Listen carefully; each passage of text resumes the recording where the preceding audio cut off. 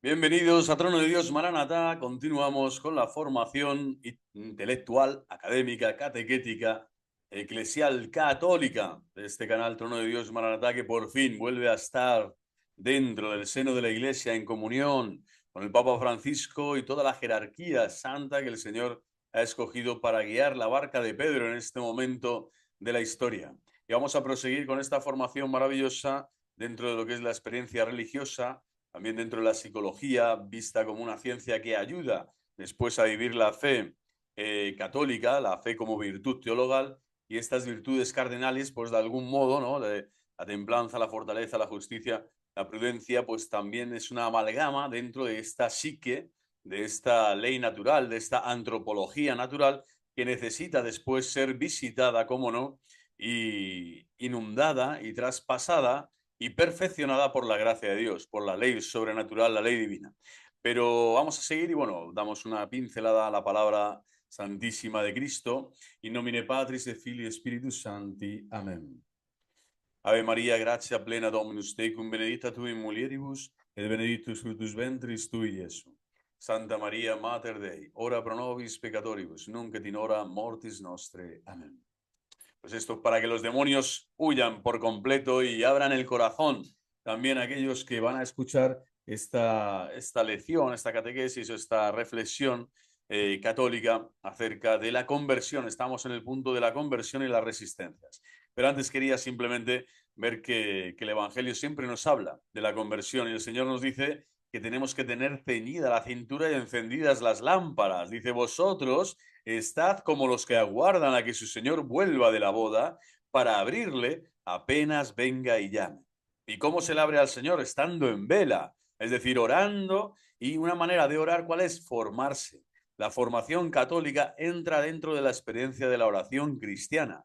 Quien se forma, ora más, ora mejor, sabe orar, sabe encardinar toda su vida, toda su existencia, la lex vivendi que dicen los teólogos, la vida, la lex agendi, aquello que uno hace y realiza cada día, incardinarlo dentro de la oración y de la formación de su conciencia cristiana para poder también ver los signos, la providencia de Dios a su alrededor cada día, como un regalo de la divinidad y de su presencia bienhechora entre nosotros. El reino de Dios está entre nosotros. Bueno, pues el Señor Jesús nos dice, en vela tenéis que estar siempre en constante oración. Y dice que nos encontrará así, si le abrimos rápidamente cuando Él venga, en el momento que nos llame de este mundo al Padre, o en el momento que venga en parusía gloriosa, que también es posible mientras vivimos, hay esperanza de que esto suceda, bueno, nos los hará sentar, dice, a la mesa y los irá sirviendo. Dice, el Señor mismo nos servirá. ¿Por qué? Porque le hemos servido toda nuestra vida realizando este empeño de la formación cristiana católica y del empeño de la oración continua, este don del Espíritu Santo, la oración continua, de forma que nuestro espíritu siga siempre desarrollándose y creciendo en estatura, sabiduría y gracia. Y dice que si llega entrada la noche o de madrugada y los encuentra así, dichosos ellos. Es decir, dichosos aquellos que han hecho de la experiencia de la conversión, que decíamos que era el encuentro original con Cristo, con la persona de Cristo, del resucitado, que vive entre nosotros en la iglesia, y a través de la iglesia se nos da como una experiencia de encuentro personal, de amor que perdona, de amor que salva, de amor que transforma, de amor que sublima todo lo humano para llevarlo a la perfección cristiana. Bueno, pues en este amor y en este encuentro el Señor nos llama dichosos, nos dice bienaventurados, es una bienaventuranza. Dichosos aquellos que velamos, que nos formamos y que esperamos y aguardamos la alegre esperanza, la dichosa esperanza de nuestra salvación. Bueno, pues vamos a continuar viendo en la tipología de la conversión que habíamos visto el otro día y resistencias dentro de este tercer capítulo de todo este trabajo que vengo haciendo, la lista de reproducción sobre la experiencia religiosa. Vamos a ver el tercer tipo de conversión. El otro día en los vídeos encontrarán la conversión que habríamos visto como solución a un problema humano y la solución también, la conversión en los movimientos de revival, ¿no? De revivir aquello que uno ha vivido, etcétera, con unas connotaciones especiales. Bueno, pues hoy vamos a adentrarnos un poquito en esta conversión progresiva que creo que es bastante sencilla de entender. Toda conversión no es, sin embargo, tan dramática como las anteriores que hemos visto, especialmente la revival, ¿no? Bueno, y la otra igual. Y puede darse el caso de que un principio de fe religiosa se elabore continuamente en la intimidad del sujeto, que al fin de un camino áspero, tanto en lo intelectual como en lo espiritual, llega a constatar, y no sin asombro, que se ha vuelto un hombre distinto. En su novela Loss and Gain, considerada como una autobiografía, Newman, el cardenal Newman, John Henry Newman, pues saca a escena a un joven anglicano cuyas opiniones religiosas no dejan de evolucionar casi imperceptiblemente hasta el día en que, discutiendo con un amigo de problemas religiosos, se dio cuenta, dice, de que en el fuero interno era ya católico. O sea, esto es impresionante. Es decir, puede pasar toda tu vida, ¿no? A lo largo de tu vida, puede llegar el momento, el tiempo de Dios, en el que conoces a una persona o a alguien que ya por fin te da la puntilla, vamos a decir, lo último que tienes que recibir para realizar este acto de fe y decir, efectivamente, soy católico, porque estoy en comunión con el Papa, en comunión con los obispos, porque conozco la doctrina de Cristo y la amo, la venero. Creo que ahí está toda la verdad absoluta dicha del hombre, de Dios, del mundo, del universo, de la creación. Y por fin ya entiendo también la vida de los sacramentos, que yo necesito el perdón, la fortaleza, vivir en comunidad, mi fe, etcétera. Entonces, como que caes en la cuenta de que el católico, la fe cristiana, la fe católica, es la que me salva, la que me ayuda, la que... Y esto lo haces en relación, en un momento del tiempo, como digo, puntual de tu historia. Algunos lo encuentran en su juventud, bendito y dichosos sean aquellos, y otros más adelante, en su edad adulta, ¿no? Incluso los prolegómenos anteriores a la partida de este mundo al Padre. Es decir, Dios siempre va a intentar que esa conversión, ese proceso también se dé en el hombre y muchas veces llega así, como gota a gota, pasito a pasito, ¿no? Diálogo a diálogo. Hoy estaba hablando con un joven, pues igual tenía muchas inquietudes, muchas preguntas, está optando por realizar tales experiencias espirituales, cree que ahí está ahora la verdad subjetiva que él está viviendo, tal, pero yo le estoy intentando en ese diálogo abrir el abanico, ¿no?, de posibilidades en cuanto a si realmente están calzando, están correspondiendo a la búsqueda, ¿no?, con lealtad, con sinceridad intelectual, a la búsqueda de su corazón. Que al fin y al cabo lo que queremos es que Cristo llegue a tu vida, que Cristo te abrace, que Cristo te sostenga, que Cristo te acompañe, que Cristo sea el Rey y Señor de tu vida. Esta es la mayor gracia que podemos experimentar en nuestra vida. Bueno, pues el esposo de nuestras almas, Jesucristo, Newman, por ejemplo, lo ve y pasan décadas enteras, donde él ya tenía una relación con Cristo a través de la palabra, a través de la comunidad, era luterano, a través de tal, y al final dice, no, no, yo estoy viendo por todo este recorrido y todo este periplo de búsqueda, también de contrariedades, de momentos de lucidez, he podido comprobar que ya era católico en mi foro interno. Pues qué maravilla, ¿no? Aquí podemos meter también a San Agustín y a otros muchos, ¿no? Donde las confesiones él alude también a este hecho, ¿no? Como la iluminación que el Señor le ha ido dando progresivamente también ha pasado o tenía que pasar en su momento por esas escuelas filosóficas, por esas herejías incluso, como el maniqueísmo u otros derroteros, ¿no? O caminos espirituales que, siendo confusos, estando errados, estando en las tinieblas aún del pecado, de la incomprensión de todo, porque no tienen la revelación plena de Dios,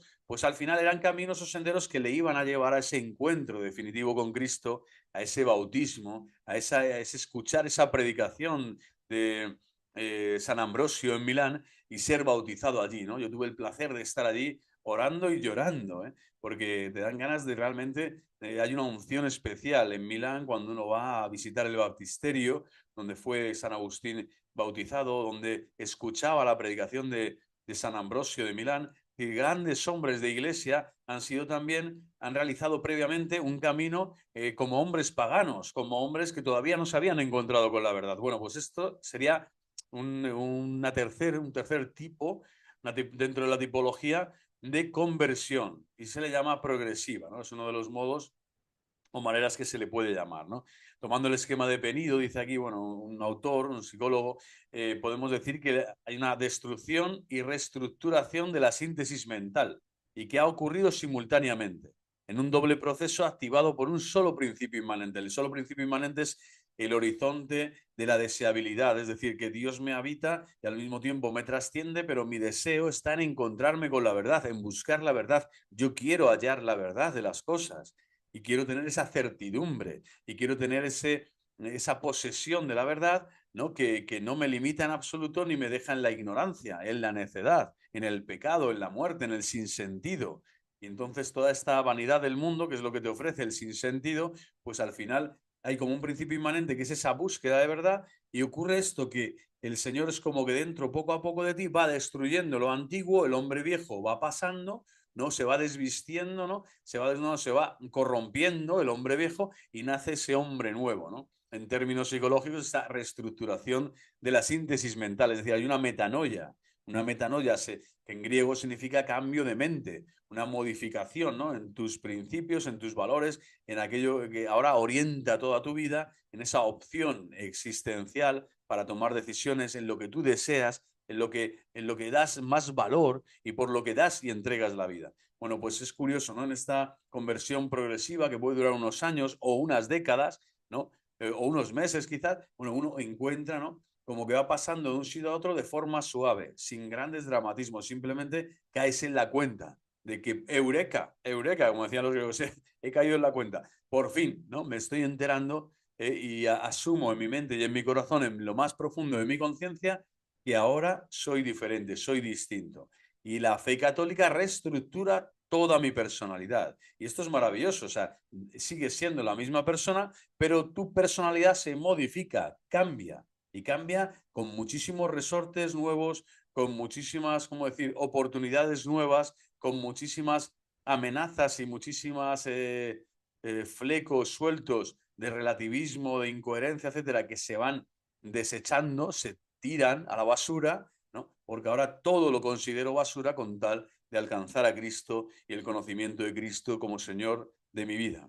Bueno, pues hasta aquí conversión progresiva, yo creo que es interesante y muchas personas se pueden identificar en este tipo de conversión. A todas hay que darles un respeto, un valor, porque todas son senderos, caminos sorprendentes donde Dios actúa y la providencia, pues a unos de un modo y a otros de otro, alcanza, el Señor te alcanza en esa distancia infinita, se ha roto el velo del santuario celestial para que Cristo descienda y Dios ahora hecho hombre puede venir a ti en estas parábolas de la vida, vamos a decir, en estos tipos de conversión, en estas que también son paradójicas, son removidas, son, ¿cómo decir?, son dinámicas, ¿no?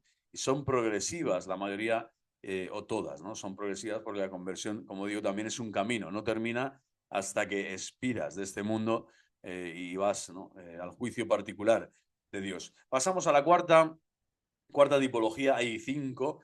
Hoy terminamos cuarta y quinta, ya terminamos, finiquitamos el vídeo. La conversión provocada por una experiencia dramática. Aquí volvemos a la escena del drama, ¿no? Pero aquí alude como algo mucho más fuerte todavía, ¿no? No es aquella experiencia dramática del joven que estaba buscando, que tal, no sé, que tiene unas raíces muy profundas, de un drama como escondido en su ser por heridas del pasado, de la infancia, de la primera adolescencia, etcétera, sino que aquí estamos hablando de como de un evento, de un hecho, de un cataclismo que sucede, algo que sucede en tu vida, ¿no? Te diagnostican una enfermedad muy grave, tal, no sé, tienes un accidente, tienes la pérdida de un ser querido entrañable que no soportas ¿no? La aparente frustración, ¿no? De haber perdido aquello que más amas, que más amabas, bueno, que más amas, porque el quien ama es amor eterno, ¿eh? Quien anda en amor ni cansa ni se cansa. Oh cielos, llueve de lo alto, oh nubes, mandadnos al Santo. El Santo está con nosotros y siempre. Viva Cristo Rey. Bueno, pues sacudido en lo profundo por una situación dramática, el hombre ve con sus ojos a veces derrumbarse su visión del mundo. Y esto es interesante y es necesario, es justo y necesario que así suceda en tantos millones de personas, incluyendo reyes, emperadores, ricos, pobres, mancos, cojos, mudos o sordos. O sea, todo hombre en muchos momentos de su vida puede estar cambiando y no por eso eres, como decir, eres camaleónico, eres ciclónico, eres bipolar o esquizofrénico. No, es que parte de tu naturaleza humana es precisamente esta. Al ser social y ser religioso, cambian las coyunturas, cambian las condiciones, cambian los parámetros donde tú mides, equilibras y juzgas la realidad. Y esto no es malo. Dios te habla a través de toda tu historia.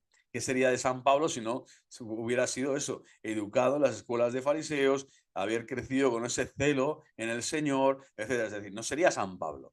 pero cuando se encuentra con Cristo dentro, ¿no? Pues cambia, ¿no? Pero esa misma personalidad se transforma, ¿no? En ese hombre nuevo que pasa de ser Saulo a Pablo. Bueno, pues en este sentido vamos a ver más eso, que se desploman los valores, el sentido de la vida, y recurre a Dios, dice la persona, como al único valor subsistente tras el cataclismo.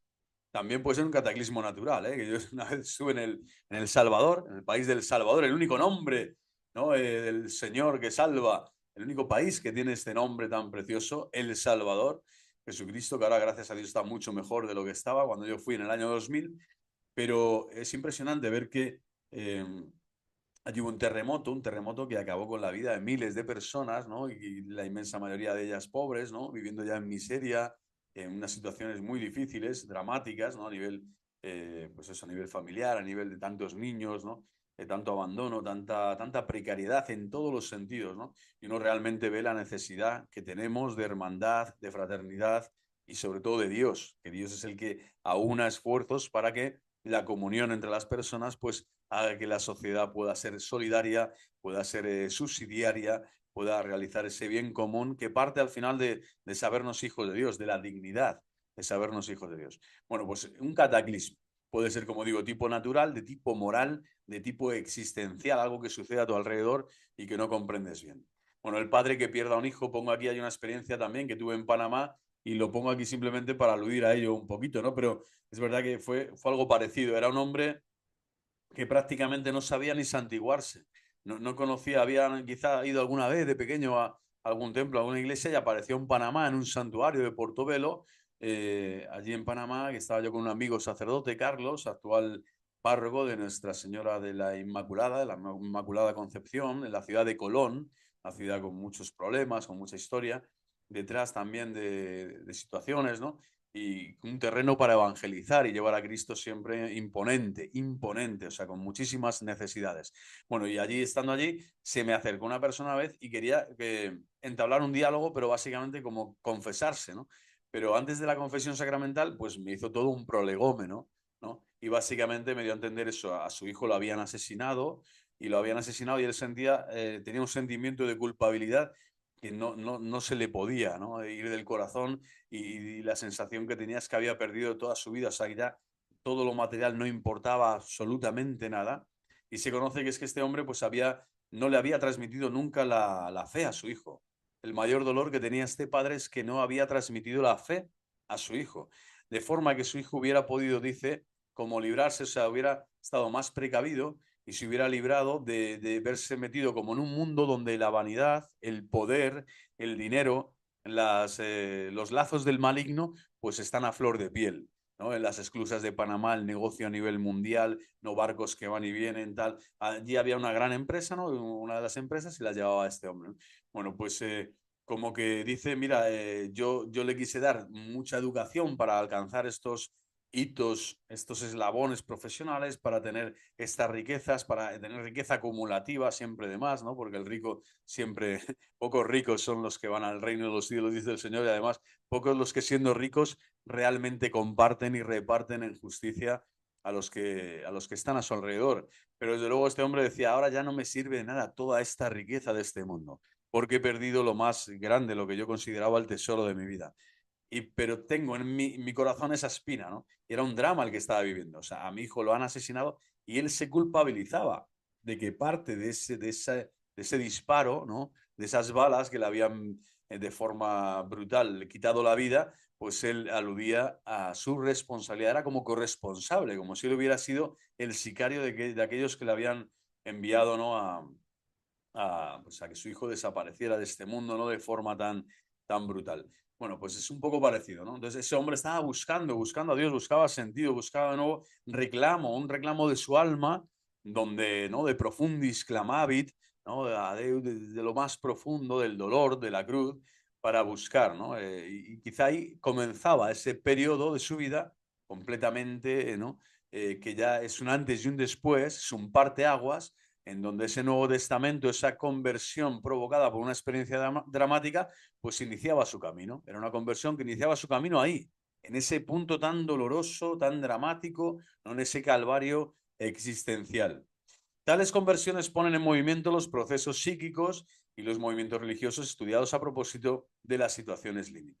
Aquí, pues eso, entran muchos aspectos, ¿no? Accidentes, enfermedades, tantas cosas que suceden y que pueden suceder y que por otro lado lleva a otros muchos a la hostilidad. Aquí lo vamos a ver, ¿eh? La conversión provocada por una experiencia dramática es muy dura y muy difícil de contener en sus dinamismos internos porque está siempre preguntando el por qué. ¿Por qué a mí? ¿Y por qué esto? ¿Y por qué ahora? No estás siempre en el por qué, nunca preguntas el para qué, no eres capaz de abrirte, te cuesta más abrirte a la fe, pero al mismo tiempo sabes que la fe es el único reclamo posible para, para que tu dolor no sea tan acentuado, para que purificar el sentido de lo que ha sucedido y dar una esperanza cierta de lo que no se ve, pero que sabemos que está en la presencia del Señor, en su perdón, en su formación y en la conversión de vida. Entonces, sin duda, los convertidos dice que adoptan una conciencia más clara de la verdad manifiesta en las situaciones extremas.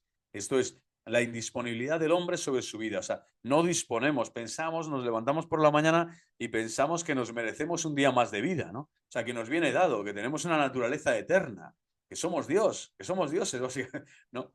Y nada que ver, ¿no? Somos completamente vulnerables, ¿no? Un pequeño cortocircuito aquí arriba o aquí abajo en el corazón y chao. Entonces tenemos que estar en esa vela que dice el Señor, velad siempre para que cuando yo llegue, rápidamente abrir el corazón, open heart, abrir el cuore, ¿no? Aprítele porte a Cristo. Bueno, a abrir el corazón siempre, ¿no? Para que cuando en esta conciencia de ser vulnerables, lo que tiene que nacer es la humildad y el agradecimiento constante a Dios nuestro Señor. Y la precariedad, por lo tanto, ante el destino y la muerte, todos los valores humanos, ¿no? Aparentemente, pues también como que se diluye todo, ¿no? Es como que, ¿dónde está aquello que permanece? ¿Dónde está la roca? Si todo va a desaparecer, si de aquí dentro de unos años ya no hay nadie, todos los que están ahora hablando en los canales, en las redes, ya no estarán, ¿no? Incluyéndome a mí, todos los que están, es decir, nuestra vida es fugaz, es muy fugaz, y más si la comparas con la eternidad de Dios, que es lo que los cristianos tenemos en la esperanza más honda y más luminosa y más potente en lo profundo del corazón. Sin embargo, ha de tenerse en cuenta que los dramas humanos no se reducen jamás a una sola explicación. Esto es importante también, es decir, es como un camino en donde vas a recibir muchísima formación en todos los aspectos y se te van a abrir muchísimas oportunidades para crecer, ¿no? En la gracia de Dios en diferentes ámbitos. Y no solo se reduce en explicación, y en razón de su esencial ambigüedad, pueden impulsar al hombre hacia una hostilidad contra la religión.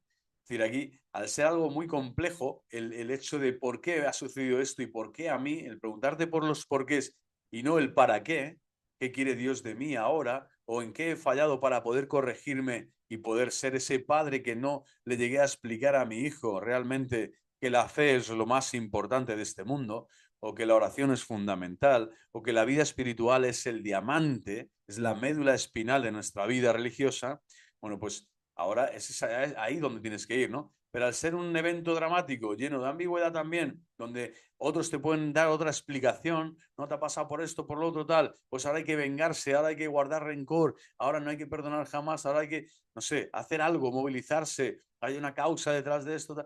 Entonces, como que te quedas solo en el nivel de lo inmanente, ¿no? O de la enfermedad, pues vamos a luchar contra la enfermedad y estás, no sé, y te agotas, ¿no? Porque piensas que eres eterno y no eres capaz de asumir un estado de enfermedad crónica o de enfermedad diagnosticada, ¿no? Como incurable, etcétera, ¿no? Que hay muchísimas. Bueno, pues aquí entra también este terreno donde el hombre puede, de iniciar una posible conversión, también puede tener hostilidad contra la religión porque el traumatismo es muy grande, ¿no? Y el efecto del trauma emotivo no persiste siempre, dice por un lado, pero en esos primeros momentos, días, meses, ¿no? Cuando uno vive un duelo, por ejemplo, un duelo de un ser querido que no entiende el porqué, y no entiende, pues se queda ahí, ¿no? Como petrificado, aunque ese trauma emotivo va a pasar, va a ser transitorio, puede ocasionar también un alejamiento de Dios, no solo en un proceso de vuelta a Dios, vuelta a rezar por las almas que se han ido, por las personas que has amado, sino que puede también revertirse en una hostilidad, como en una desafección, ¿no? Y en un alejamiento del Señor. Como conclusión de una investigación realizada entre 76 conversos, hay un sociólogo, Lee Sager, que estima que la experiencia dramática o decisiva es mucho menos relevante que la reflexión personal. El incidente dramático no opera, por tanto, más que si es asumido personalmente por un sujeto que busca la verdad. Es decir, por otro lado, dice que no por el hecho de tener un evento dramático en tu vida, pues ya tienes, por así decirlo, garantizado el inicio de la conversión, ¿no? Esto se da en una serie de personas y no en todas, diríamos en una minoría de personas, muchos de ellos se quieren seguir viendo, vamos a decir, se quedan ahí bloqueados, se quedan petrificados en su nihilismo, en su escepticismo, en su materialismo, en no buscar el sentido de las cosas profundo, no buscar la verdad espiritual de todo lo que sucede y no abrazar nunca esa providencia de Dios, esa fidelidad y esa justicia que te habla también a través de los acontecimientos dramáticos, como puede ser la cruz. La cruz misma del Señor es el lugar donde el Señor más habla. Las 7 palabras de Cristo en el Gólgota nos expresan la mayor sabiduría divina destilada a los hombres. No hay mayor gracia que aquella, después de, por supuesto, el Padre Nuestro, ¿no?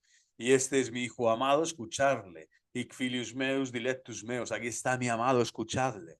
Porque escuchando a Cristo tenemos la salvación, tenemos la redención y la salvación. Es decir, en Cristo con su cruz abre las puertas del cielo y la salvación, que es entrar en el cielo con Él, ser de Cristo y estar con Cristo.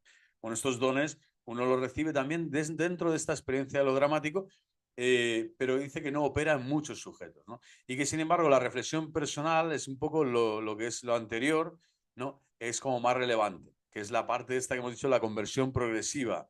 No vas reflexionando diciendo aquí esto tiene más sentido que esto otro, tal. Vas haciendo comparativa de místicas, ¿no? De religiones incluso, ¿no? Muchas personas hoy en día, con tanta información y de formación o desinformación que hay, pues también van haciendo sus propios laberintos, ¿no? Sus propias búsquedas, que todo hombre lo ha hecho siempre, ¿no? Pero hoy quizá hay un politeísmo muchísimo más enorme, ¿no? Especialmente un ateísmo instaurado como religión, es decir, vamos a decir, la religión pagana, la religión de este mundo hoy es la ideología.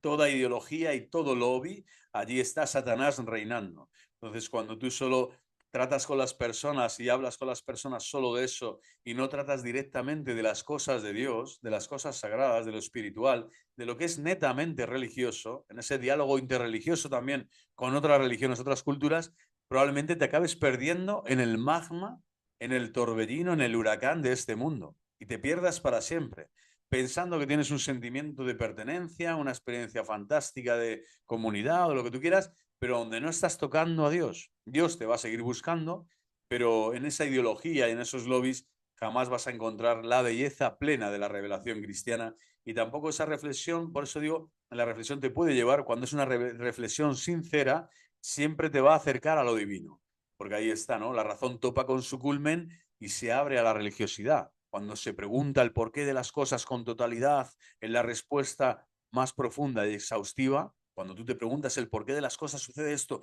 y quieres una respuesta exhaustiva, concreta, que no te vale cualquier respuesta, bueno, ahí estás buscando de verdad, con sinceridad. Bueno, pues tu razón va a topar en culmen, va a llegar hasta un límite, pero ahí Dios te va a ayudar y te va a dar el verdadero espíritu de la religión. Y en esa religión ahí va a entrar Cristo y ahí podrás comparar, si quieres, a Cristo con cualquier otro y verás que es incomparable. Descubrirás que Cristo es incomparable y Él te va a regalar cada vez más fe, te va a dar cada vez más fe. Y en esa reflexión llegarás un día, como hemos visto en el cardenal Newman, a reconocer en Cristo el camino, la verdad y la vida. De todo hombre que se acerque a la verdad, él es la verdad en persona, ya no es un concepto, no es un término jurídico, no es una experiencia histórica, no es una alegoría, no es una epopeya, no es una poesía, no, es una persona divina. Y ahí está la verdad. Bueno, pues dice esto este autor, ¿no? Que también se da esta conversión después de una experiencia dramática, pero el número parece más reducido. Y por último, la quinta, y ya terminamos, la quinta experiencia o tipología de conversión, la conversión mediante experiencia religiosa. Y aquí imaginaros el abanico que se puede abrir, ¿no? También, como digo, discernir, ¿no? Y echar fuera y tirar rápidamente de nuestras vidas aquello que pensamos que es una experiencia religiosa. No sé, yo soy muy patriota y quiero defender tanto los valores de mi patria, mi identidad, mi etnia, mi cultura, ¿no? Que me vuelvo realmente un francotirador, un talibán, no sé,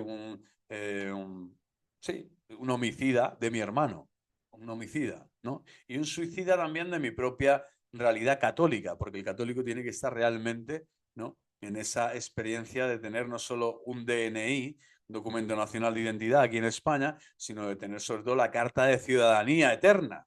Es decir, somos ciudadanos del cielo, del reino de los cielos, que ya no hay raza, ni frontera, ni nación, ¿no?, etcétera. Entonces, la experiencia religiosa hay que valorarla y discernirla para ver si efectivamente lo es, y no es, como digo antes, como he dicho antes, ideología o lobby. Y bueno, vamos a ver en qué consiste o qué nos dicen los autores. Si bien toda conversión supone una experiencia religiosa importante, ¿no? Toda conversión supone una experiencia religiosa. Imaginaos que me llega una persona y me dice, yo me acabo de convertir porque un brujo me acaba de decir mi futuro y ha sucedido a los 3 días lo contrario, da igual, pero yo he creído en ese brujo. Bueno, pues, es decir, eso no es una experiencia religiosa, ¿vale? Sin embargo, hay una espiritualidad en la superstición o en el tarot, en el echar, no sé, en que te lean la mano, en pensar que la profecía o la predestinación, como la viven los cabalísticos estos de M, los J. Ratas, pues que es parte de la vida, de la naturalidad de la vida, o sea, que está todo predeterminado, ¿no? El predestinacionismo del luterano, ¿no? Tan brutal, tan cosificador, tan adinerado, ¿no? Que pierdes la dignidad personal, pierdes tu trascendencia, pierdes la libertad de arbitrio prácticamente, y encima realizan una conexión tenebrosa y diabólica entre el dinero, el éxito en este mundo, ¿no? Tener dinero, poder, fama, etcétera, con la bendición de Dios. O sea, imaginaros el grado de satanismo, de división que existe dentro de una persona que se piensa que tiene una experiencia religiosa y que tiene, ¿no?, y que se está convirtiendo porque tiene una mentalidad calvinista o de Zwinglio en Suiza o de Lutero, ¿no?, en estado puro. Entonces, bueno, menos mal que obviamente hay muchísimos grupos, ¿no?, también en el mundo evangélico y tal, que ya no son de ese calibre, ¿no?, tan soez, tan banal, tan patético, pero a nivel teológico eso es lo que defienden. Por eso, claro, no tiene nada que ver con el cristianismo católico de la Iglesia Católica, que es la única iglesia fundada por Jesucristo, en donde no cabe la herejía, ni el cisma, ni la apostasía.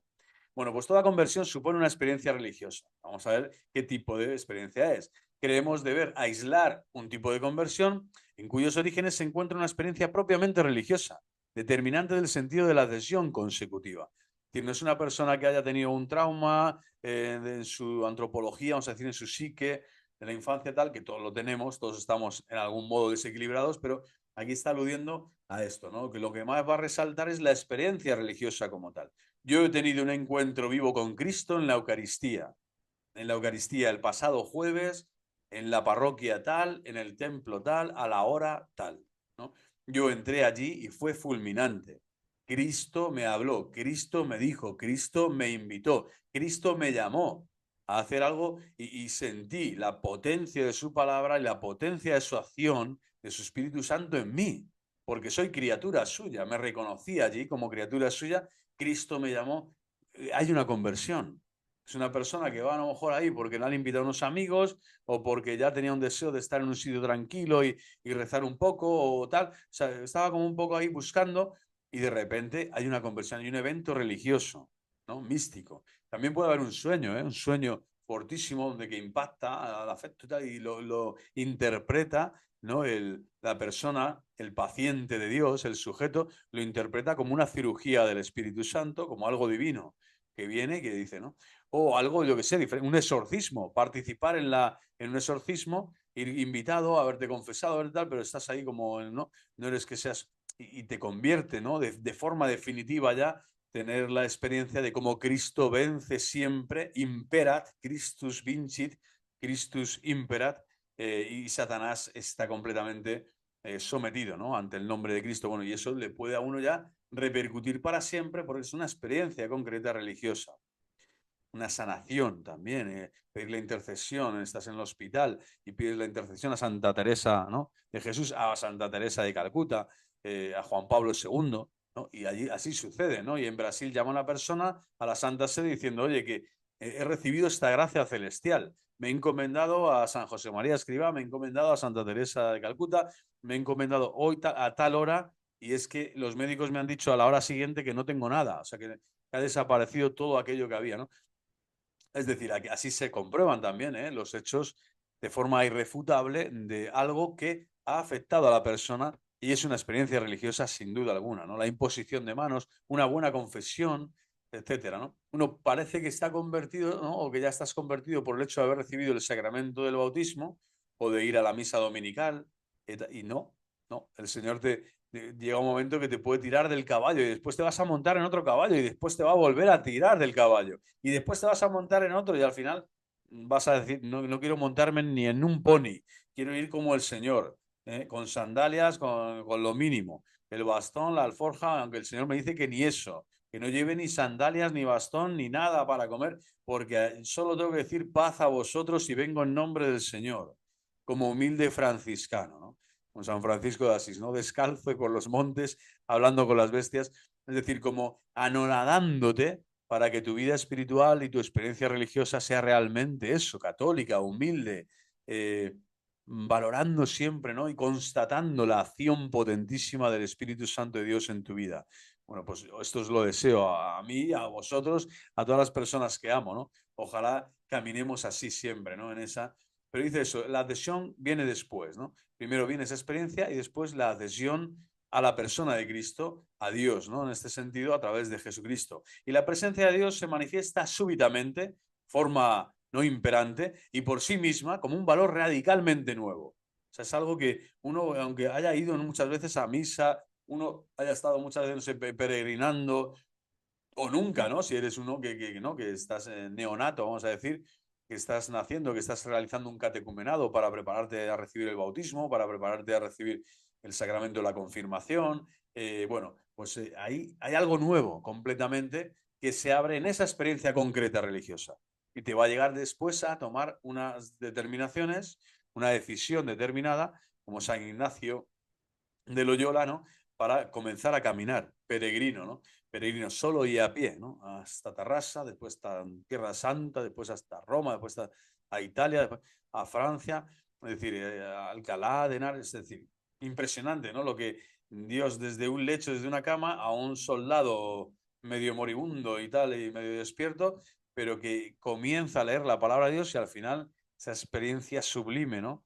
Pausada, más bien la experiencia de San Ignacio también tiene que ver con esa experiencia de los ejercicios espirituales suya, que es personalísima y tiene que ver con ese pozo, con ese poco a poco, ¿no? Esa conversión progresiva del cardenal Newman y de otros, pero fijaros, en mucho menos tiempo, ¿no? No pasan años o muchos años hasta que San Ignacio considera que ha llegado el momento, la determinación determinada, ¿no? Algo nuevo ha comenzado, soy un hombre nuevo y solo y a pie comienza esta gran aventura que terminará después pues en ese periplo increíble, ¿no? De aprobación de la congregación de los llamados jesuitas, ¿no? Y maravilloso, ¿no? Todo el carisma y toda la belleza y todo el bien que han hecho en la historia de la Iglesia y por tantos, ¿no? Los signos de la presencia divina pueden ser de orden diverso, como un amor humano, la lectura del Evangelio, el simbolismo del culto, etcétera, y sin que no se haya dado anteriormente ni interrogación progresiva ni incidente dramático, una súbita iluminación revela a Dios más allá de la dispersión de la existencia. Es decir, San Ignacio Loyola podía estar disperso, tal, pero comienza a leer la palabra de Dios, la lectura del Evangelio, de forma progresiva, tranquila, pausada, y esa dispersión en la que él estaba comienza a encontrar ecos de realidad, de consistencia, un entramado lleno de cohesión en la verdad de su ser, de lo que él es y a lo que él aspira, y comienza ya a identificarse con un modelo que ya no va a ser el caballero, el soldado, ¿no? El garante de no sé qué derechos, sino que va a ser el misionero, el apóstol, el discípulo de Cristo, ¿no? El pobre, el humilde, el predicador, y esto es algo increíble, ¿no? Bueno, pues toda esa relación se... Esto es importante también porque muchas personas buscan la experiencia religiosa pensando que no existe la mediación. Y la mediación es fundamental. La mediación está en el libro de la creación, en los libros sagrados de las diferentes religiones, pero especialmente en la Biblia, que es la regla de fe y de vida del cristiano católico.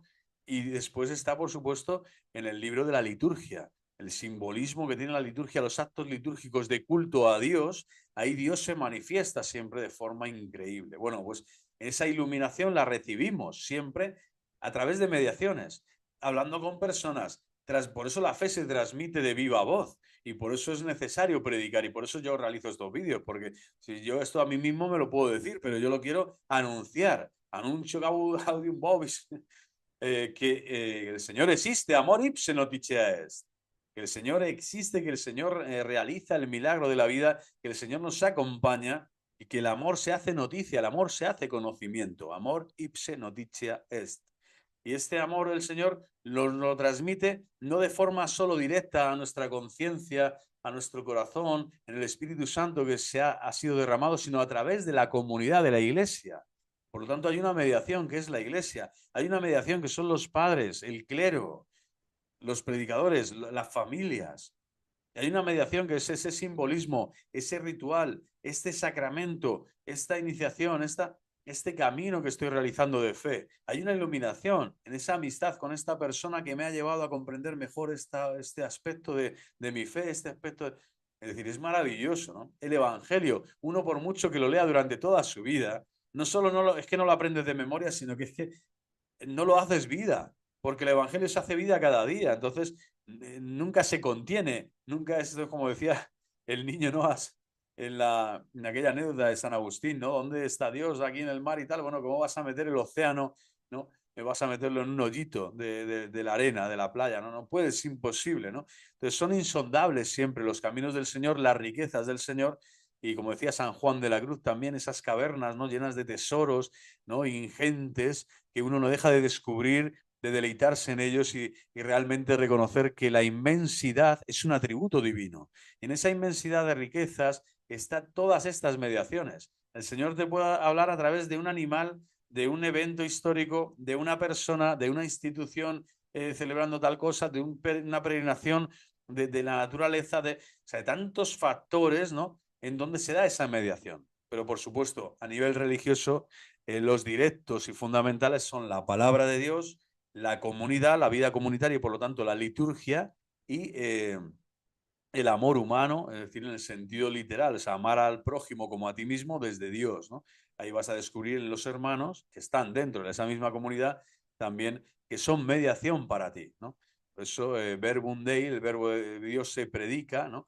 Fides ex auditus auditum autam per verbum Christi. O sea, la fe siempre llega al oído a través de la predicación. Es otro el que te anuncia la fe, el que te anuncia la fe. El querigma. Cristo ha muerto, ha resucitado. Cristo vive. Viva Cristo Rey. Bueno, pues hasta aquí esta conversión mediante experiencia religiosa y estas tales conversiones, dicen los autores, que están igualmente súper determinadas, pero la polarización religiosa es en ellas tan intensa y decisiva que no resulta legítimo hablar de valor de sustitución. Y no es que se sustituya una realidad por otra, San Ignacio deja de ser San Ignacio, sino que simplemente es que ahora aparece, ¿no? San Ignacio leyéndose los libros de caballería con tantísima, o sea, con toda la demencia con la que se los leía, ahora está leyendo el Santo Evangelio, con toda la exuberancia y todas las riquezas espirituales que hemos dicho que tiene y que contiene, ¿no? Entonces, no es que se sustituya el libro, sino que lo que hay es que ahora él valora, es la misma persona que ahora está valorando y superdeterminándose para que su experiencia religiosa esté siempre en la pirámide más alta, ¿no? Sea lo prioritario, tenga la prevalencia, tenga la hegemonía, ¿no? La primacía de la gracia, la primacía de la gracia. Entonces uno comienza a poner debajo de la religión y de su experiencia religiosa, comienza a poner todas las demás cosas, pero todo está muy por debajo, muy por debajo. Es más, la religión, hemos dicho, esa es verdadera experiencia religiosa, estructura, purifica, ¿no? Todos los demás y armoniza todos los demás factores o niveles de la existencia humana que tú tienes que vivir porque eres una persona humana y no eres un ángel, ni eres un meteorito, ni eres una ameba, ni eres Dios. Entonces, en todos esos factores, familiar, profesional, social, cultural, político, no sé, todas tus decisiones del mundo, lo primero siempre y lo que va a dar, informar y dar forma y dar sentido y dar armonía, ¿no? Y aglutinar siempre para el bien, para que se interrelacione todo bien, en ese conjunto precioso de ser edificados en Cristo, volver a ser hombres nuevos en Cristo Jesús, el nuevo Adán. Bueno, pues esto es algo que te da solo la religión, la experiencia religiosa, el acto religioso, el acto libre y amoroso con Dios nuestro Señor. en la oración continua y por lo tanto en la formación continua, como hemos dicho al principio del vídeo. Oración y formación van de la mano. Puedes orar mucho y formarte poco, error. Puedes formarte mucho y orar nada y menos, error. Va unida la oración y la formación y la oración. La conversión de Claudel, tan admirablemente relatada en uno de sus textos autobiográficos, constituye un caso ejemplar de este tipo de conversión como consecuencia de una experiencia religiosa. Bueno, el próximo día daremos el capítulo ya de la experiencia religiosa, resistencia y reestructuración, en donde comenzaremos a dar una breve introducción y nos meteremos de lleno y de facto en todo este periplo. Este trabajo es abundante, es inacabable. Yo creo que es bueno realizarlo. Primero lo hago por mí y después por ustedes, pero primero es por mí porque me ayuda a colocar también muchos aspectos de mi vida personal, de mi vida familiar, de mi vida eclesial, dentro de las coordenadas que la Iglesia me pide, ¿no? De oración, de formación, de coherencia y tener ese espíritu abierto siempre a aprender cosas nuevas, ¿no? Que por eso es la formación. Cristo siempre nos enseña en la escuela de María, en la escuela del Sagrado Corazón y del Inmaculado Corazón de María, que la escuela, ¿quién es? La Iglesia. La sede de la sabiduría, ¿dónde está? En la Iglesia. Y entonces aquellos textos, aquellos hombres de Dios, doctores de Iglesia, que desgranan y que son capaces de realizar estos análisis, estas síntesis, a veces más acertadas, otras veces menos, pero que se hacen y que siempre te van a dar más luz de la que tenías, bueno, pues es algo que hay que dar muchas gracias a Dios por poder acceder a estos contenidos y a este conocimiento. Pues viva Cristo Rey, que Dios Todopoderoso, Padre, Hijo y Espíritu Santo, nos sigan bendiciendo cada día, santificando y gobernando nuestras vidas. El ángel de la guarda también custodie siempre nuestros pasos, aquilate nuestro corazón para ser fieles a las mociones y a las inspiraciones del Santo Espíritu, y que el Santo Rosario siga siendo, vamos, el arma principal y letal con la que tenemos que encadenar y abatir a todos los demonios nuestro día a día. Viva Cristo Rey, viva el Inmaculado Corazón de María y hasta la próxima.